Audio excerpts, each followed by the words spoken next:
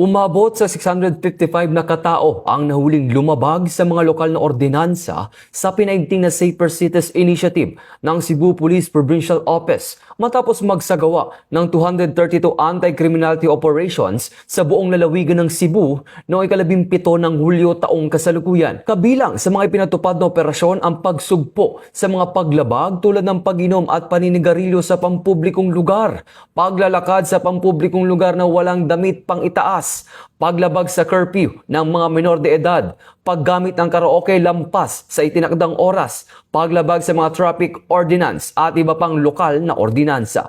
Sa kabuuang bilang, 479 na violators ang pinagmulta habang 176 ang binigyan ng babala matapos ang kaukulang dokumentasyon. Umabot naman sa 324,150 pesos ang kabuuang nakolektang multa mula sa operasyon. Ayon kay Police Brigadier General Arnold Evangelista Abad, ang Regional Director ng Police Regional Office 7, mahalaga ang mahigpit na pagpapatupad ng mga lokal na ordinansa upang mapanatili ang kapayapaan at kaayusan.